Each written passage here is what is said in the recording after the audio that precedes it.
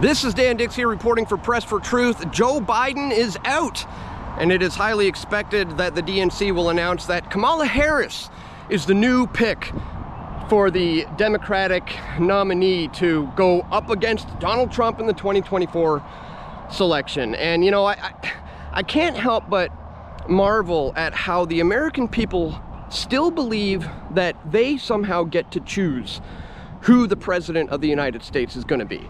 Because let's not forget, it was only a few days ago where pretty much the whole world was aware that Biden is about to drop out. We all had that feeling and that inkling that he's going to drop out any day now, and everybody was like, well, who are they going to pick? It's up to the DNC. Is it going to be Hillary? Are they going to pick Hillary? Maybe they're going to pick Kamala Harris. Maybe they're going to pull in somebody out of left field who we didn't even expect, like Oprah Winfrey or something crazy. I don't know. Let's just wait and see who it's going to be. And then if the DNC, sure enough, does announce Kamala Harris, the reaction is, well, Orange Man bad. They chose Harris, so we're going all in on Harris.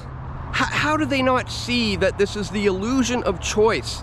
They have no say in who gets to become the president of the United States. You know, I thought it was very blatantly obvious 20 years ago, back in 2004, in the US presidential selection process, when we saw George Bush running against John Kerry. Both of these men are members of the very secretive society Skull and Bones. They both together were picked at the elite Yale University to be members of the secretive Skull and Bones, and then we hear that they are running against each other for president of the United States. Like I said, back then, I thought it was blatantly obvious what's going on here. But you know, that was a long time ago, and a lot has changed since then. Like, I think truly the last person who was a threat to the system in terms of a presidential candidate in the United States was Ron Paul. And guess what they did with him? If you're truly a threat to the system and you're running for president, they ignore you. That's what they do. They've even moved beyond, you know, trying to kill somebody who's a threat to the system, because that might martyr them. That might create a whole legion of freedom fighters or something like that. No, the best thing to do is ignore them. And that's what they did with Ron Paul. He didn't get the news coverage.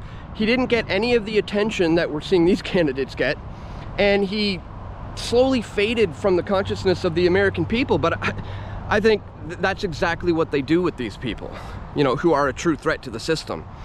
Right now, Donald Trump is obviously getting a lot of coverage, and Kamala Harris is the new pick. And who's her vice president pick going to be?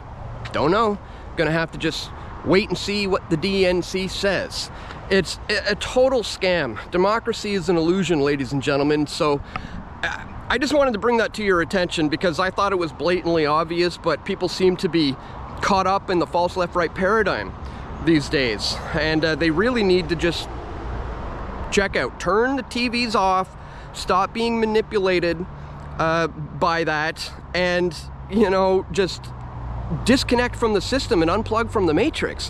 Which brings me to my next point. That's exactly what I'm going to be doing for the next 3 days, ladies and gentlemen, and this is something that I would strongly encourage everybody to do, is a 3 or more day electronic detox. I am about to go up far into the woods of British Columbia in the middle of nowhere with the bears and no cell phone service, where there's even no point of bringing a laptop or a phone. There's no point of even looking at screens. In fact, that is the whole point of this trip, is to do an electronic detox for the next 3 days. And again, it's something that I strongly encourage people to do, not only for your own physical health, but for your own psyche as well, and for your own mental stability, because these are indeed crazy times we're living in, ladies and gentlemen. And if we don't, you know, take care of ourselves, everything's just going to fall apart. So it's something I would strongly encourage everyone do. So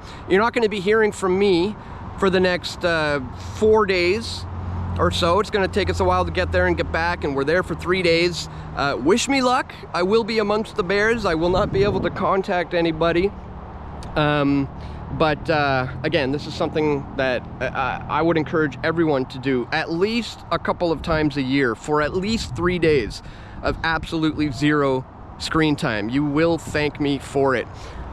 So just wanted to bring all of that to your attention, ladies and gentlemen. Don't get caught up into the false left-right paradigm.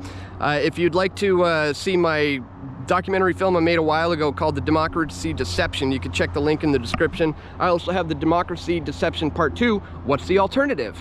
Make sure you check that one out as well, and wish me luck as I'm about to venture off into the wilderness for 3 days, disconnected from the Matrix. Do the same if you get the chance, guys, and please click that thumbs up button, share this video, and stay tuned. We're gonna have more video reports coming soon, God willing. This is Dan Dicks reporting for Press for Truth. We all want truth.